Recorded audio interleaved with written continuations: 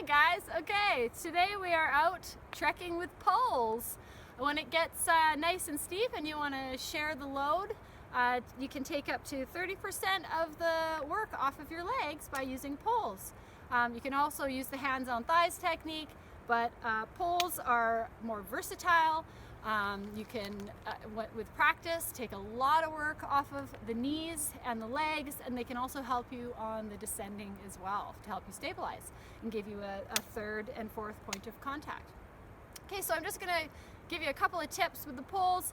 Really, it's not that hard. It just seems a little overwhelming if you haven't used them before, but with a little practice you will learn to love your poles.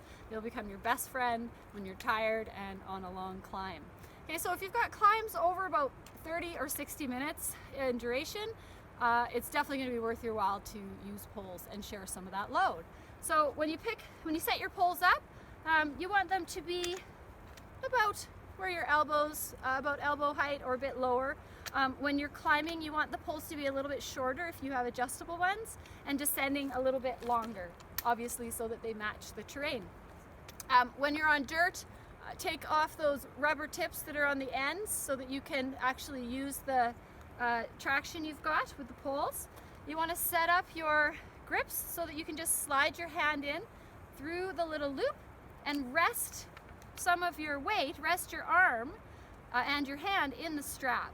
That way you're not gripping the pole all the time. You only hold the pole with as much force as you need for stability, and then you can actually let go of the pole in between applications of stabilizing, and that's going to save a lot of energy rather than gripping. So you only want to hold on to the poles as tightly as is needed, and that's as little as possible.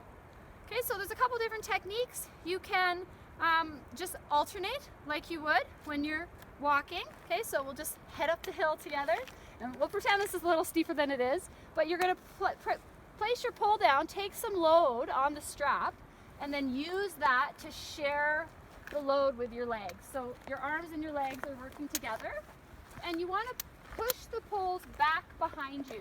Okay, so you push the earth behind you as you travel up the slope.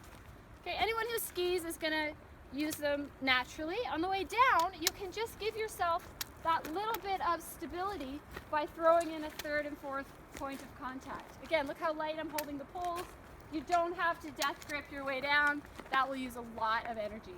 And then the other technique you might like to use for mixing it up, which I like using because it gives you even more strength, is both poles at the same time. So you put your weight on the poles and into the straps, and then use that along with one step on the way up. Okay, so you might actually place the poles and use both of them to pick your way up. Okay, so you're just sharing the load between your upper and lower body.